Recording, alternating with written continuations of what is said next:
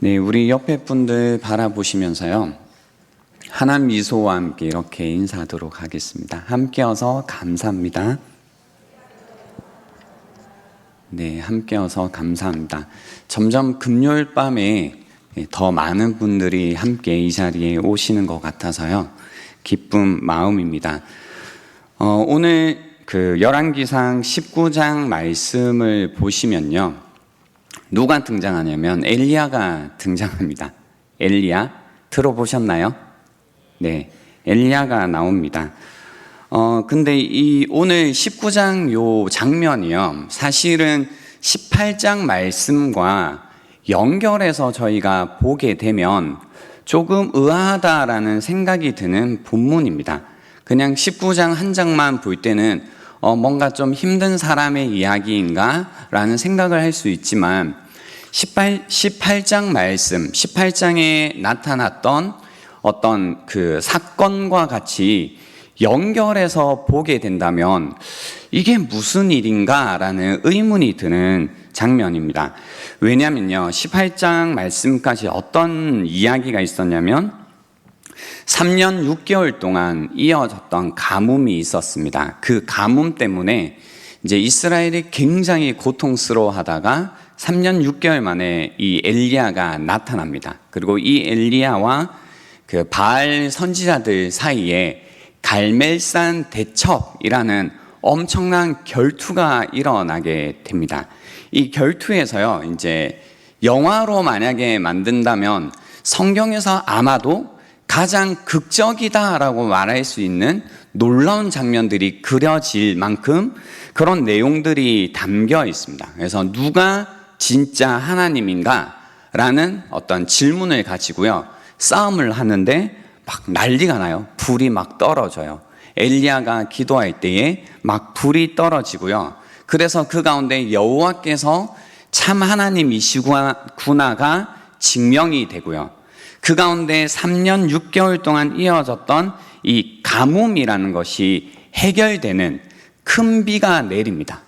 그리고 이제 이 큰 비가 내리면서 이제 엘리야는 어땠을까요? 이 엄청난 전투에서의 승리감에 이제 도취되어서 18장 44절부터 46절까지 보면 이 엘리야의 기분이 좀 느껴지는 장면이 묘사되어 있습니다. 읽어드릴게요. 아합에게 말하기를 비에 막히지 아니하도록 마차를 갖추고 내려가소서 하라 하니라. 조금 후에 구름과 바람이 일어나서 하늘이 캄캄해지며 큰 비가 내리는지라. 아합이 마차를 타고 이스라엘로 가니 여호와의 능력이 엘리야에게 임하매 그가 허리를 동이고 이스라엘로 들어가는 곳까지 아합 앞에서 달려갔더라라고 해요. 그러니까 이제 비까지 내리고 있는 거예요. 이제 다 이룬 겁니다. 드디어 비까지 오는구나. 그리고 신이 났죠. 그리고 여호와의 능력이 엘리야에게 임합니다. 그리고 어떻게 해요? 이 아합 왕이 마차를 타고 가고 있는데 그 앞에서 달려가고 있는 거예요. 어떤 장면인지 좀 그려지시나요? 그죠? 막 달려가면서 얼마나 신이 났을까? 거봐라, 여호와께서 참 하나님이시지 않냐? 바로 이거다 하면서 이제 엄청난 이 승리감에 막 달려갔을 겁니다. 그리고 같이 간 장면이에요. 그리고 열왕기상 19장으로 이렇게 바로 이어집니다. 그게 1절, 2절에 이런 말씀이 나와요. 아합이 엘리야가 행한, 같이 이제 온 거겠죠. 아합이 엘리야가 행한 모든 일과 그가 어떻게 모든 선지자를 칼로 죽였는지를 이세벨에게 말하니라고 해서 이 갈멜산에서 일어난 일을 자기 부인인 이세벨에게 막 얘기를 하고 있는 거예요. 야, 무슨 일이 있었는지 알아? 라고 하면서 막 불이 떨어지고 이 비가 어떻게 내려오고 450대 1로 엘리야가 무슨 일을 했고 이런 얘기들을 막 한 겁니다. 이 얘기를 듣고요, 이세벨이 2절에 사신을 엘리야에게 보냅니다. 그러니까 이 얘기를, 이 스토리를 전부 들은 거예요. 그죠? 그리고 나서 이제 같이 와 있잖아요. 엘리야가 사실은 엘리야에게 이제 사신을 보냅니다. 메신저를 보냅니다. 이 메신저가 올 때 엘리야는 어떤 마음이었을까요? 이제 이 나라가 정치적으로, 사회적으로, 종교적으로 큰 변화가 있겠구나에 대한 기대감 있지 않았을까요? 그죠? 이 기대감 가운데 있는데 와서 하는 얘기가 뭐냐면요, 이거예요. 내가 내일 이맘때에는 반드시 너의 목숨을 저 사람들 중 한 사람의 생명과 같게 하리라. 그렇게 하지 아니하면 신들이 내게 벌 위에 벌을 내림이 마땅하니라 한지라라고 이야기를 해요. 그죠? 이 얘기가 어떤 상황에서 들렸는지 아시겠죠? 그래서요, 이제 이세벨의 그 메시지를 듣고 나서요, 3절에 보니까 엘리야가 이럽니다. 그가 이 형편을 보고, 지금 이 돌아가는 상황을 보고 일어나 자기의 생명을 위해 도망하여 유다에 속한 부엘세바에 이르러 자기의 사환을 그곳에 머물게 하고 자기 자신은 광야로 들어가 하루 길쯤 가서 한 로뎀 나무에 앉아서 자기가 죽기를 원하여 이르되 여호와여 넉넉하오니 지금 내 생명을 거두시옵소서. 나는 내 조상들보다 낫지 못하니이다 라고 해서 갑자기 이 극으로 치면요, 장면이 급변해요. 무슨 장면인지 좀 이해가 되시나요? 그러니까 사실 여기에서 많은 사람들이 어떤 의문도 가지냐면요, 아니 이런 사건이 있었는데 엘리야는 도대체 어떤 이유에서 이렇게까지 낙담하게 되었을까? 어떻게 이렇게 죽기를 바라는 마음까지 생기게 되었을까? 어떻게 이렇게 도망가는 일까지 있었을까라는 의문들을 던지게 됩니다. 사실 엘리야가 겁이 많아서 그랬던 건 아닐 거예요. 만약에 겁이 많은 사람이었다면 갈멜산에서 450대 1로 붙었을까요? 안 붙었을까요? 못 붙어요. 그죠? 원래 겁이 많아가 엘리야가 너무 무섭다. 이세벨이 저렇게 얘기하는데 나 이제 막 이렇게 이제 정말로 겁이 많은 어떤 성격이었다면 아마 갈멜산 이 전투 자체가 저는 없었을 것 같거든요. 그러니까 겁이 많았던 것도 아닌 것 같아요. 단순히. 그러니까 도망가고 뭐 이런 장면이 이세벨의 이야기를 듣고 갑자기 너무 쫄아가지고 너무 겁이 나서 지금 도망간 상황, 그러니까 이세벨의 손에 죽을 바에 차라리 하나님 저를 죽여주세요, 이런 장면은 아닐 거라는 겁니다. 엘리야는 과연 왜 갑자기 이렇게 마음이 바뀌게 되었을까요? 그죠? 이 위대했던 하나님의 사람, 사실 그 누구보다도 담대했던 용감했던 엘리야가 어떻게 이렇게 겁을 먹는 장면이 나오고 어떻게 이렇게 도망가는 장면이 나오고 도망갔을 뿐만이 아니라 이 로뎀 나무의 아래에 앉아서 이런 이야기를 하게 되었을까요? 그죠? 자기가 죽기를 원하여 여호와여 넉넉하오니 지금 내 생명을 거두시옵소서라는 이런 엄청난 낙담의 이야기를 하게 되었을까? 저는 이 장면을 읽고 또 읽으면서요, 느꼈던 건 뭐냐면 엘리야는 단순히 겁을 먹은 것이 아니라 바로 이것 때문에 이런 상태가 되었을 거다라고 결론을 내렸습니다. 그게 뭐냐면요, 바로 이겁니다. 변하지 않는 현실입니다. 변하지 않는 현실. 여러분 혹시 그런 경험이 없으신가요? 그러니까 뭔가 여러분이 열심히 막 지내시는 거예요. 열심히 사는 것 가운데 여러분의 삶도 이전보다 막 나아지는 것 같고 막 이제 내가 바랬던 일들도 이루어지고 막 꿈꾸었던 일들도 막 되는 거예요. 막 되면서 이제 뭔가 좀 살만한 것 같고 이제는 뭔가 소망이 생기고 기대가 생기고 이제는 뭔가 달라지겠다라고 하는데 나의 어떤 현실 속에 들어가 봤더니 여전히 똑같은 거예요. 변화가 없는 거예요. 우리가 신앙생활 할 때도 이러한 경험들이 있잖아요. 뭐예요? 뭔가 이제 너무 삶이 힘들고 괴로워서 하나님을 믿기 시작했죠. 그 가운데 어떤 은혜의 자리에 가고, 부흥회에 가고, 수련회에 가고, 또 이제 기도원에 찾아가셔서 기도를 막 열심히 하시는 겁니다. 기도를 하시고 또 말씀을 듣는 가운데 막 은혜가 충만하게 된 거죠. 그래서 나의 심령에 불이 막 떨어지고, 그리고 갑자기 메말랐던 나의 심령 가운데 막 큰 비가 내리는 거예요. 그래서 내 마음이 막 변화되고, 그 가운데 큰 은혜 가운데 큰 위로를 받아서 이제 이런 마음이면 내가 잘 살 수 있겠다라는 생각이 드는 거죠. 근데 그러고 나서 기도원에서 내려와서 나의 현실인 나의 가정에 돌아가고, 나의 직장에 돌아가고, 나의 삶터로 일터로 돌아갔는데 뭐예요? 여전히 변하지 않는 나의 현실을 볼 때에 어떤 마음이 드냐면 딱 한 가지 마음이죠. 사실은 낙심되는 마음이 탁 찾아오는 겁니다. 그러니까 저는 그런 분석이 있습니다. 어떤 분석이 있냐면, 왜 요즘에 현대 그리스도인들은 예전처럼 갈급하게 하나님의 은혜를 구하지 않을까? 왜 하나님께 그렇게 매달리지 않을까? 왜 하나님의 은혜를 그렇게 원하지 않을까?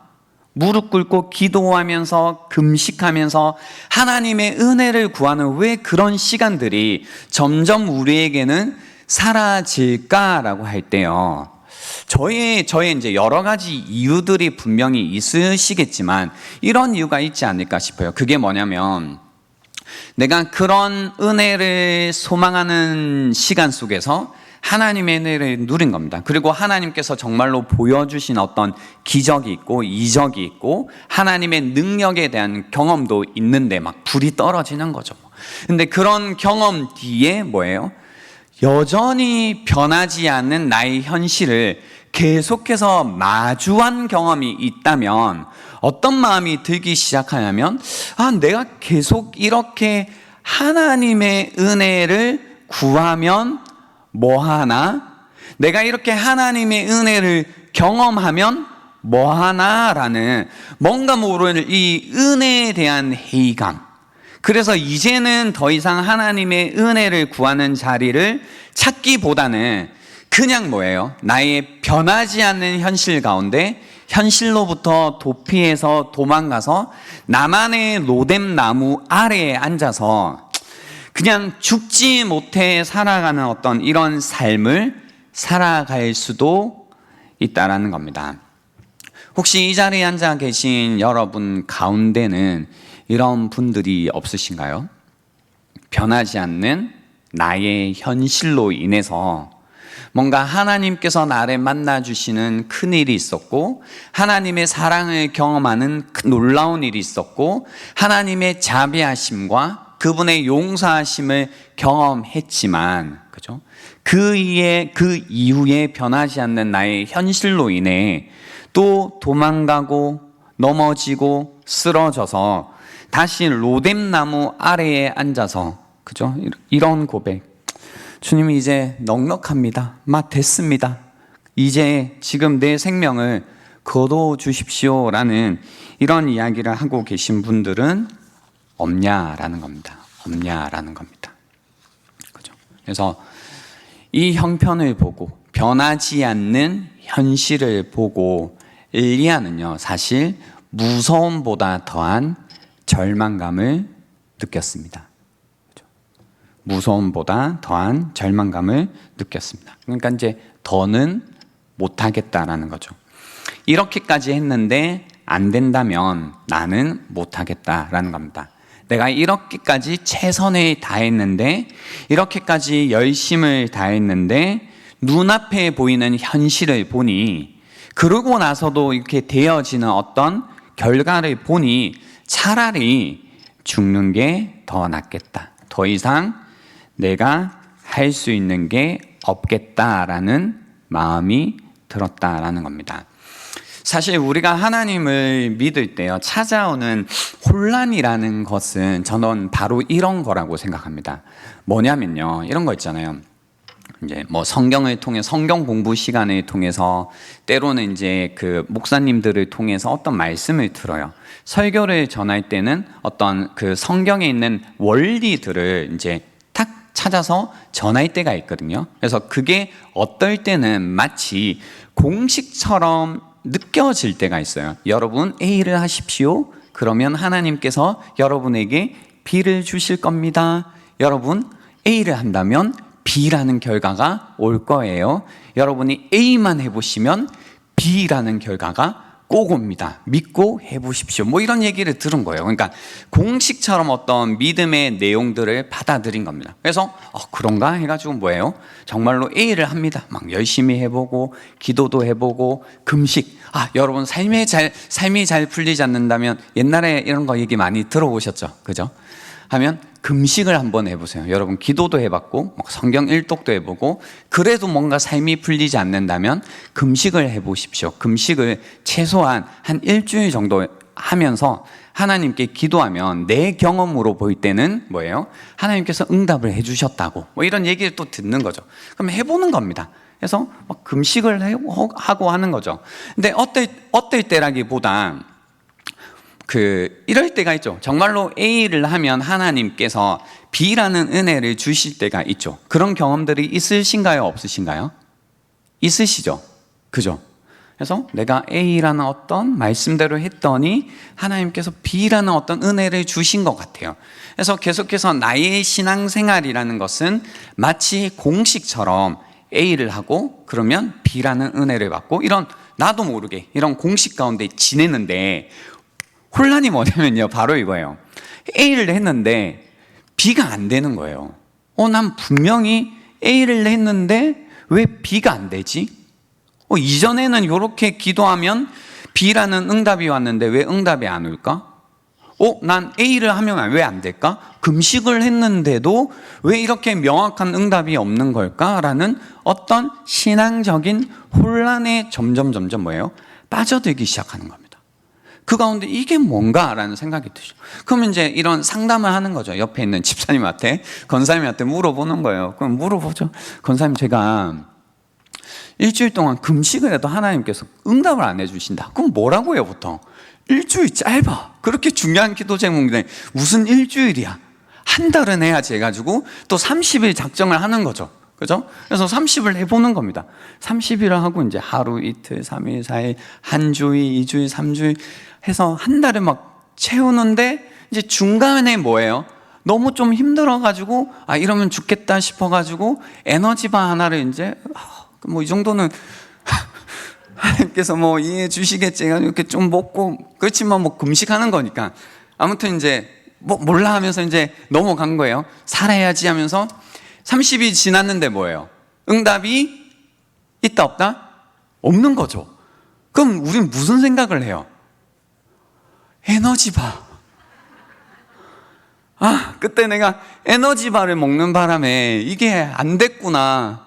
그래서 뭐예요? 다시 정결한 마음으로 이번에는 완벽하게 내가 해내리라 라는 마음으로 뭐예요? 또 30을 또 하는 거죠.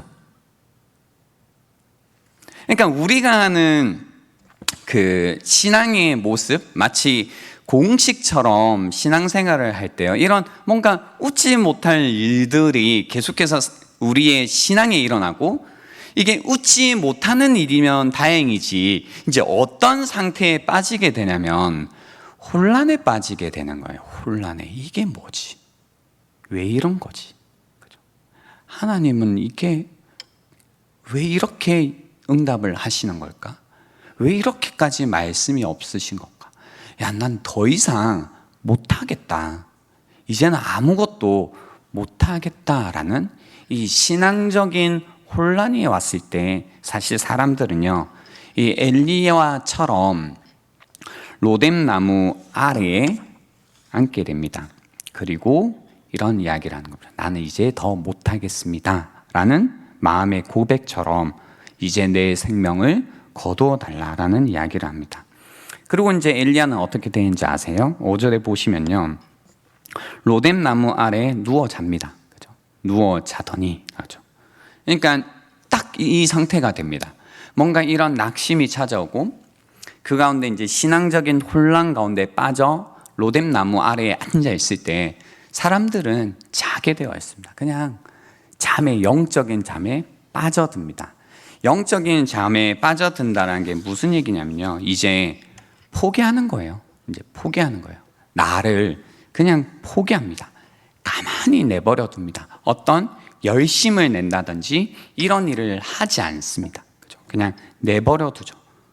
특히 나를 더 이상 돌보지 않습니다. 말씀과 기도로, 어떤 신앙생활로, 한 번씩 중간중간에 열리는 어떤 양육으로, 목장 모임 안에서 예배 가운데 나를 계속해서 돌보던, 영적으로 돌보던 이런 일들을 이제 점점 안 하기 시작합니다. 가만히 두는 거죠. 근데 문제는 이런 상태에서 우리 나를 가만히 두게 되면요, 가만히 있는 게 아니라 어디에 둔 거와 비슷하냐면 내리막에 둔 거와 같아요. 그래서 가만히 두면 점점 침체가 됩니다. 그래서 굉장히 깊은 영적인 침체가, 그래서 어떤 깊은 수렁에 빠지게 되는 겁니다. 그래서 어떤 영적인, 그리고 정신적인, 감정적인 우울감에 빠져들게 됩니다. 그래서 마치 죽은 자처럼 무력한 마음 가운데 나를 포기한 상태가 되는 겁니다. 이때 사실 우리가 할 수 있는 일은 아무것도 없습니다. 아마 여러분 주변에도 이런 로뎀나무 아래에서 잠자고 있는 분들이 있을 겁니다. 그리고 이 자리에 나와 계시지만 로뎀나무 아래에서 잠자고 있는, 그리고 그냥 나를 내버려 둔 채 지내고 있는 분들이 얼마든지 있을 수 있습니다. 이때요, 흥미로운 장면이 이겁니다. 우리가 늘 바라는 어떤 이 천사 있잖아요. 천사. 정말로 천사는 천사구나. 천사는 이래서 천사구나. 라는 어떤 장면이 나옵니다. 보시면요, 그 누워 자는 이때에 천사가 그를 어루만지며 그에게 이르되 일어나서 먹으라 하는지라 라고 해서요, 천사가 나타나서 그를 어루만져 줍니다. 그리고 그에게 말하죠.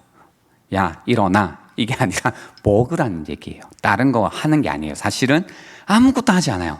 뭘 가르친다든지 아니면 훈계한다든지 뭐 이런 게 아니라 그냥 먹으라고 하죠. 그냥 먹으라라고 합니다. 그리고 보세요. 본즉 머리맡에, 저는 이게 너무 큰 은혜였어요. 어디에 구운? 숯불에 구운 떡과, 모든 숯불에 구우면 짱이지 않나요, 여러분? 그죠? 이 숯불에 구운 떡과 한 병 물이 있더라라고요. 그죠? 그래서 천사가 와서 이걸 준비해 준 거죠. 숯불에 구운 떡과 한 병 물을 준비해 줍니다. 그리고 엘리야는 이걸 먹고 마시고 어떻게 해요? 다시 누워요. 그죠? 이런 상태에 있는 분들 특징이요, 이제 천사가 와서 어루만져 주고 먹여주고 마시게 해주고 해도요, 금방 일어나기는 어려워요. 그죠? 그래서 다시 잡니다. 그랬더니 어떻게 해요? 여호와의 천사가 또 다시 오죠.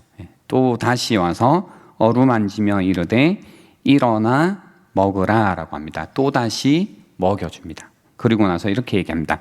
내가 갈 길을 다 가지 못할까 하노라 하는지라 라고 해서 또 다시 천사가 와서요, 이 먹을 것을 줍니다.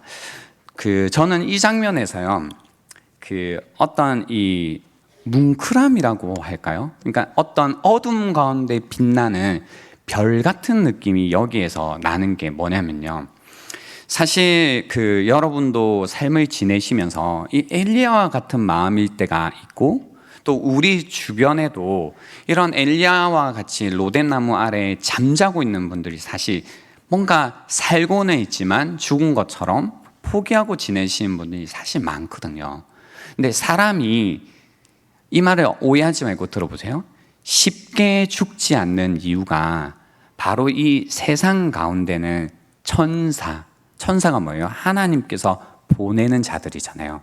이 천사들이 있기 때문에 사람이 쉽게 죽지 않는구나라는 걸 보인다라는 겁니다. 그 장면이요. 그죠? 사실 여러분의 삶에도 저는 이런 경험이 있을 거라고 생각합니다. 저의 삶에도 이런 일이 있었습니다. 제가 이 이야기를 막 이렇게 막 묘사할 수 있는 이유는요, 사실 저의 이야기이기도 했거든요.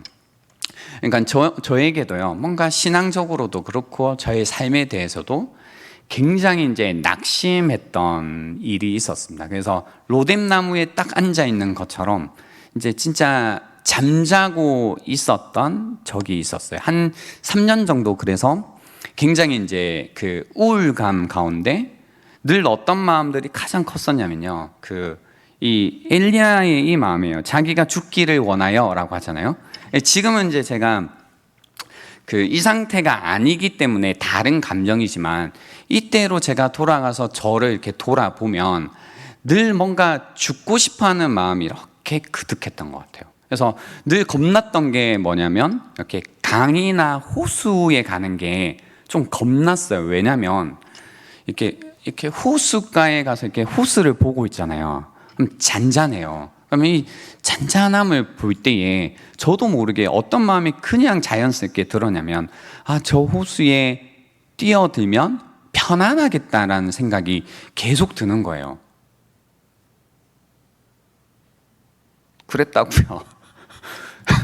계속 드는 거예요. 그래서 그런 생각을 하는 제가 사실 너무 무서운 거예요. 그러니까 죽어야지 뭐 이렇게 하는 게 아니라, 그냥 어떤 상황이 되고 어떤 장면을 보면, 어떤 모습만 보면, 어떤 환경만 되면 너무나 자연스럽게 그냥 죽고 싶다라는 생각이 들고, 막 뭐 차 지나가잖아요. 저기 그냥 뛰어 막 이런 생각도 그냥 너무 이 3년이라는 시간 속에서는요, 너무 자연스럽게 든 거예요. 근데 문제는요, 그 시기에는 제가 몰랐어요.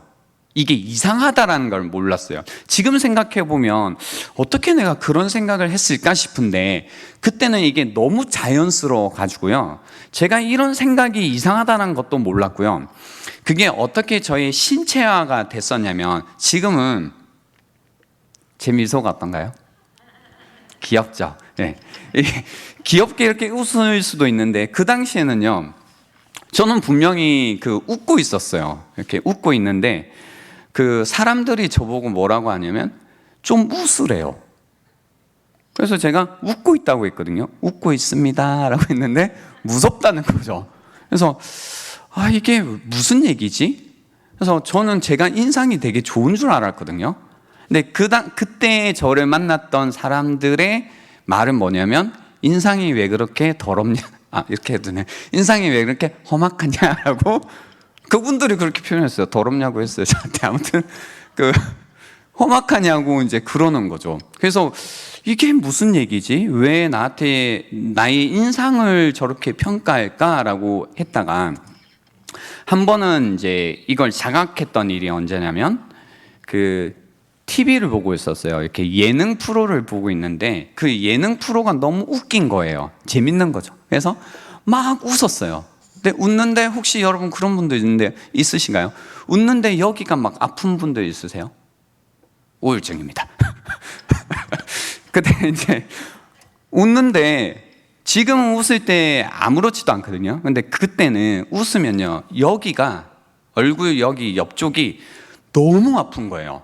웃을 때마다. 웃다가 아야아야 하고 웃다가 아야아야 하는 이 이상한 일을 제가 하는 걸 보면서, 내가 평소에 한 번도 웃지 않기 때문에 어쩌다 웃으니까 근육이 경직이 되어서 이렇게 고통스럽구나라는 걸 알고는, 내가 뭔가 문제가 있구나라는 생각을 하게 되었습니다. 근데 저의 삶 가운데요, 그런 경험은 이때가 가장 컸던 것 같아요. 뭐냐면 바로 천사를 만나는 경험이에요.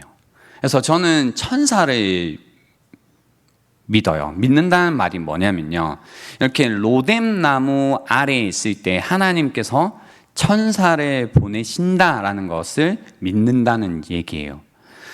그때 수많은 사람들이 사실 저를 도와줬어요. 그런 나를 불쌍히 여겨주고 긍휼히 여겨줬어요.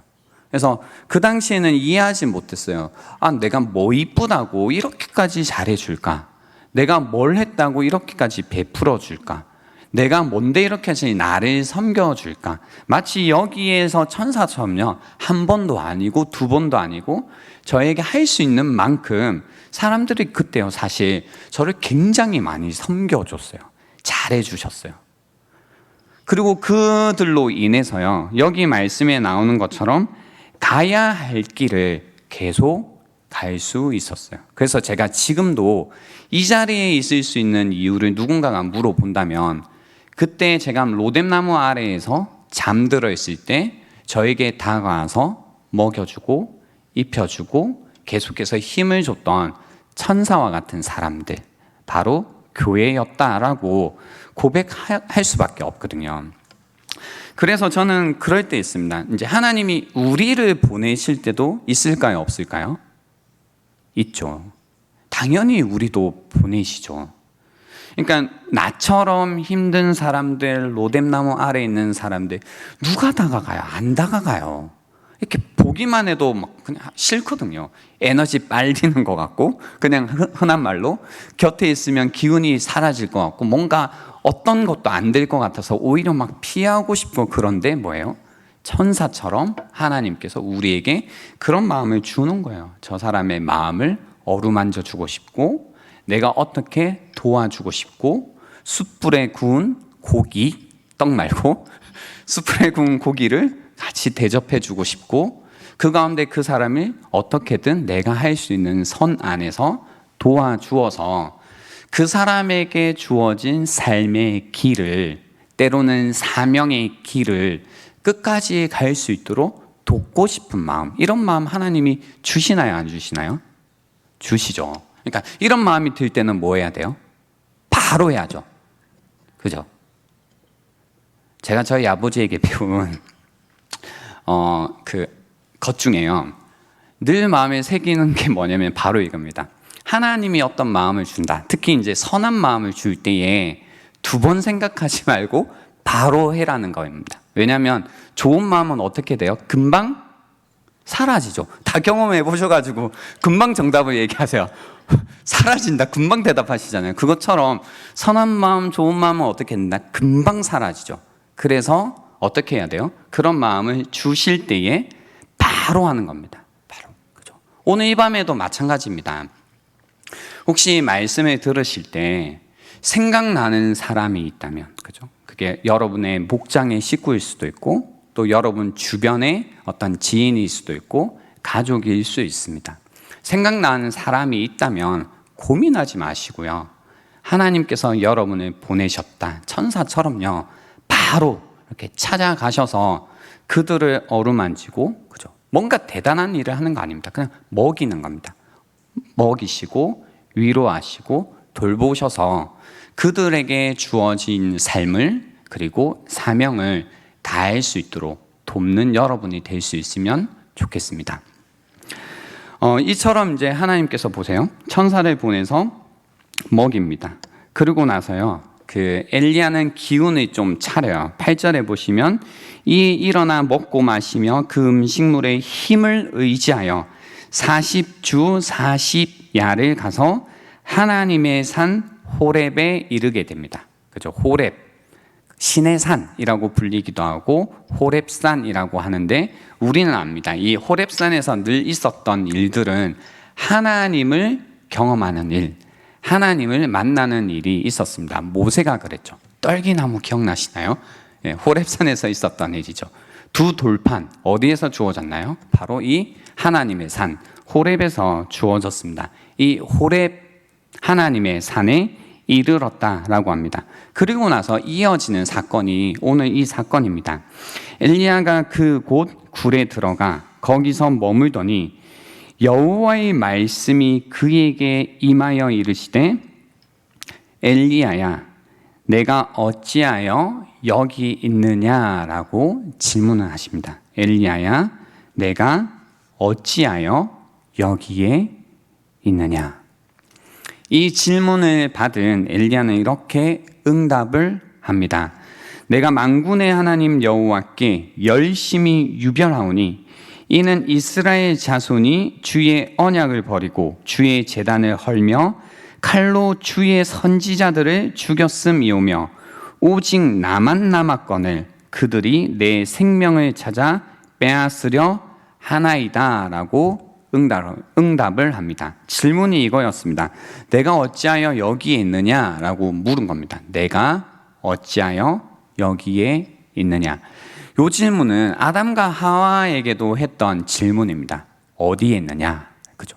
동일한 질문을 엘리야에게도 하는 겁니다. 보니까 제자리에 있지 않으면 늘 이런 질문을 하시는 것 같아요. 그죠? 어디에 있느냐? 내가 여기에서 왜 여기에 있느냐라고 물으십니다. 그리고 엘리야의 대답이 보세요. 한번 제가 읽어드릴 테니까 들으시면서 무슨 응답인지를 생각해 보세요.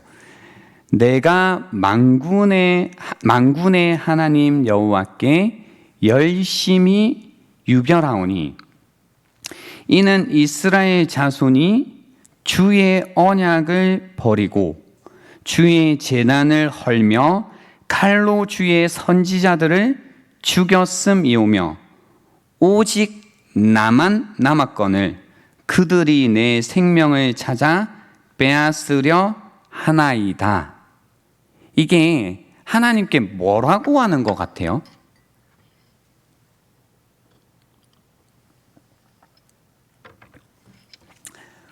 굉장히 이제 부드럽게 표현되어 있긴 하지만 이런 얘기 같지 않으세요? 하나님, 내가 하나님께 진짜 열심히 했잖아요. 그죠? 근데 진짜 열심히 했잖아요. 그리고 근데 이스라엘 자손들 다 주님의 지금 언약 다 버리고 주님의 제단 헐었어요. 그리고 칼로 주님의 선지자들을 다 죽이고 지금 나밖에 안 남았습니다. 그리고 심지어 그들이 내 생명까지도 찾아서 빼앗으려고 하는데 하나님 뭐 하십니까? 하나님 도대체 뭐 하는 분입니까? 하나님 도대체 누구십니까? 하나님 이게 도대체 어찌된 일입니까? 라고 묻고 있죠. 사실 신앙의 혼돈, 신앙의 혼란에 빠질 때에 여러분은 사실 하나님께 이런 질문을 받으신 다음에 어떻게 응답을 하고 계신가요? 많은 사람들이요, 생각보다 신앙의 혼돈에는 빠져요. 그리고 로뎀나무 아래에 있습니다. 하지만 하나님께서 그 가운데 우리를 일으키시고 세우시고 하신 다음에 하나님께로 다시 이끌어 주시죠. 하나님의 산으로, 하나님의 계신 곳으로 이끌어 주시는데, 문제는 또 우리가 계속 동일하게 그것을 넘어서지 못하는, 또 로뎀나무 아래로 가는 이유가 뭐냐면, 저는 우리에게는 이런 응답이 없기 때문이라고 생각합니다. 이런 응답이 없다는 게 뭐냐면요, 벌써 하나님을 향해서 무언가를 물을 마음이 없는 거예요. 물을 마음이 없다 보니까 나에게 의문이 있고 해결되지 않는 신앙의 고민이 있지만 더 이상 하나님께 이야기하지 않는 겁니다. 그러다 보면 어떤 신앙의 상태가 되냐면, 하나님께서 우리에게 어떤 이야기를 하실 때 더 이상 그 하나님의 말씀에, 그리고 그 하나님의 뜻에 동감되지 않고 또 그 하나님의 말씀에 동참하지 않는 상태가 됩니다. 동감하지도 못하고 동참하지도 못합니다. 왜냐하면 내가 이미 이 신앙의 혼란 가운데 빠져 있기 때문에 하나님의 말씀이 동감되지 않아요. 아멘이 안 되는 겁니다. 그렇지, 하나님의 말씀은 그렇지, 동감이 되지 않으니까 뭐예요? 하나님께서 우리에게 어떤 것을 명령하실 때 동참을 하나요, 안 하나요? 안 하는 거죠. 근데 어릴 때부터 혹은 내가 신앙생활을 해왔기 때문에 하나님께 뭐 이렇게 묻지도 못하고 질문을 하지도 못하고 응답을 하지도 못하면서, 그리고 하나님을 떠나버리지도 못하는 거예요. 떠나라는 얘기는 절대 아니에요, 여러분. 떠나지도 못하고 그냥 뭐예요? 이렇게 그냥 있어야겠다. 그러니까 내가 신앙생활을 하고 있으면서도 하나님의 말씀에 깊이 공감하면서 그 가운데 내가 하나님의 뜻에 따라 하나님의 계획 가운데 하나님의 일에 동참하면서 이렇게 지내지도 못하고 그냥 뭔가 교회 나오고 그냥 시간을 보내고 하지만 하나님께는 어떤 이야기도 하지 않는 상태에서 우리의 시간들을 보내고 있다라는 겁니다. 그래서 저는 이 엘리야가 했던 이런 응답을 그리고 이러한 이야기를 하나님께 할 필요가 있다고 생각합니다. 이 응답 가운데 하나님께서 엘리야에게 하신 일을 보면 더욱 그런 확신이 듭니다. 이 이야기를 듣고 하나님께서 어떻게 하시냐면요, 11절 말씀을 보세요. 여호와께서 이르시되 너는 나가서 여호와 앞에서 산에 서라 하시더니 여호와께서 지나가시는데 여호와 앞에 크고 강한 바람이 산을 가르고 바위를 부수나 바람 가운데 여호와께서 계시지 아니하며 바람 후에 지진이 있으나 지진 가운데서도 여호와께서 계시지 아니하며 또 지진 후에 불이 있으나 불 가운데도 여호와께서 계시지 아니하더니 불 후에 세미한 소리가 있는지라 라고 해서요, 산에 막 바위를 부수는 강한 바람이 처음 있었어요. 그리고 지진이 있었어요. 그리고 불이 있었어요. 그죠? 이미 이 묘사들을 볼 때에 굉장히 강력하죠. 현상적으로 볼 때 바위를 부수는 바람이잖아요. 그러니까 우아할 만한 장면이에요. 놀라운 장면이에요. 그죠? 그리고 막 지진, 뭐 지진이 이렇게 이것만 흔들린 지진이 있어요. 그죠? 저는 지진을 직접적으로 경험해 보지 못했지만 지진을 경험하신 분들 중에 내가 지진을 경험했었나? 이러시는 분들이 없는 걸 봐서는 굉장히 강력한 뭐예요? 잊을 수 없는 체험이겠죠. 지진이라는 것. 그리고 불이에요. 불. 그죠? 불.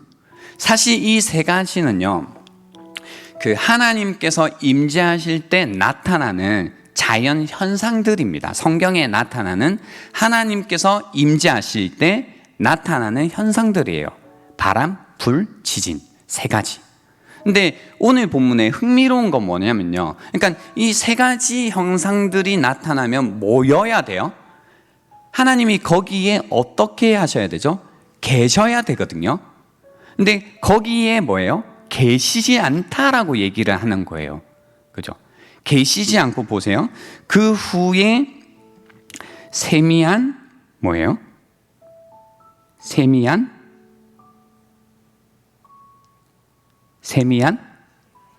예, 거기에 있었어요. 그러고 나니까 보세요. 13절에 보면 엘리야가 듣고 반응해요. 그러니까 여호와께서 계시니까 그때 반응하는 거예요. 엘리야가 듣고 겉옷으로 얼굴을 가리고 나가 굴어기에 섭니다. 그죠? 섭니다. 그러니까 거기에 이 세미한 소리 가운데 누가 있는 것을 알았냐면 여호와께서 계신 걸 알았습니다. 시간이 없어서요, 여기에서 이제 간략하게 줄이면 바로 이겁니다, 여러분. 우리가 신앙생활을 할 때요, 공식으로 하나님을 계속해서 믿으시면 분명한 건 뭐냐면 여러분이 신앙적인 혼란에 빠지시는 일이 분명히 있을 겁니다. 왜냐하면 하나님께서는 우리와 공식, 어떤 기계적으로 관계를 맺는 분이 아니시기 때문입니다. 그분은 우리와 인격적으로 관계를 맺는 분이십니다. 왜 이런 일이 있을까? 그러니까 우리 삶 가운데 왜 하나님께서 이런 승리를 주시고 금방 실패자처럼 만드시는 걸까? 왜 나에게 무언가 기대하게 하셨다가 왜 이렇게 끝없는 낙심 가운데 나를 두실까라고 할 때 그 고난의 이유들을 우리가 다 일일이 알 수는 없지만 성경을 통해서 알 수 있는 건 뭐냐면요, 분명한 건 그겁니다. 우리 삶 가운데 일어나는 모든 일들을 통해서 주님이 우리에게 바라시는 것은 주님을 알기 원하십니다. 공식처럼 알기 원하시는 게 아니라 인격적으로 하나님을 알기 원하신다라는 겁니다. 그래서 호세아서 6장 1절부터 6절에도요 이런 말씀이 있습니다. 오라 우리가 여호와께로 돌아가자. 여호와께서 우리를 찢으셨으나 도로 낫게 하실 것이요 우리를 치셨으나 싸매어 주실 것임이라. 여호와께서 이틀 후에 우리를 살리시며 셋째 날에 우리를 일으키시리니 우리가 그의 앞에 살리라.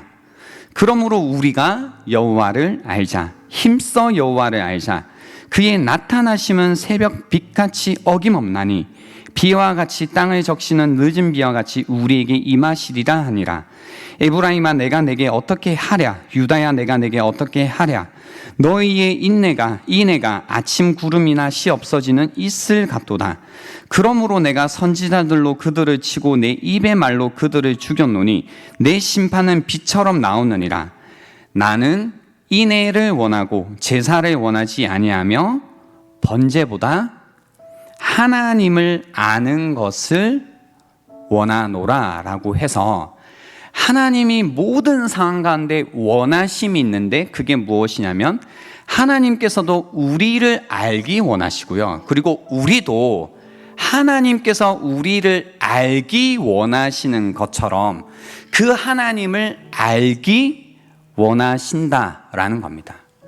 여러분 삶 가운데 어떤 고난이 있고 어려움이 있고 힘든 일이 있고 승리했다가 실패하는 상황이 있다 할지라도 그 상황 가운데서 하나님의 원하심, 제가 분명히 말씀드릴 수 있는 한 가지는 무엇이냐면요, 그 상황 속에서도 하나님께서는 하나님을 알기 원하신다라는 겁니다. 하나님을 인격적으로 알기를 원하신다라는 겁니다. 제가 오늘 이 설교를 준비하다가요, 림태주님의 이 책을 보다가 이 글귀를 봤는데 이 글이 너무 오늘 본문 말씀 같은 거예요. 이 세미한 소리랑 너무 이런 거였구나라는 마음이 싹 와가지고요. 여러분에게 마지막으로 이 글귀를 읽어드리고 오늘 설교를 마치려고 합니다. 이런 글이었습니다. 돌이켜보면 우리의 사랑이 실패한 이유는 상대방의 언어를 제대로 이해하지 못한 데 원인이 있었다. 내가 쓰는 언어와 다르지 않다고 판단해 모든 것을 내 관점에서 말하고 내 언어 체계로 이해하려 들었다. 상대방의 말을 그만의 은어라고 여기지 않았다. 탐구하며 배우려 하지 않았고 시간과 인내가 소요되는 일임을 고려하지 않았다. 자꾸 다른 데서 관계하자를 찾으려 했으므로 실패를 반복했다. 은어를 직역할 수준이 됐을 때 드디어 우리는 속삭일 수 있게 된다. 아주 낮은 목소리로도 몇 마디의 짧은 밀어로도 사랑의 본질에 닿을 수 있게 된다 라는 글이었습니다. 오늘 이 본문에서요, 주님께서는 엘리야에게 세미한 소리 가운데 오십니다. 속삭여 주십니다. 하나님의 음성으로 다가오십니다.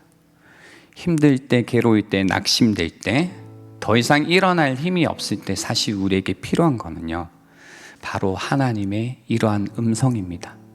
어떤 큰 일, 놀라운 일, 모든 현실이 바뀔 것 같은 초월적인 일이 아니라 우리에게 다가오셔서 우리에게 속삭여 주시는 한마디의 말씀, 그 말씀이 우리에게 필요합니다.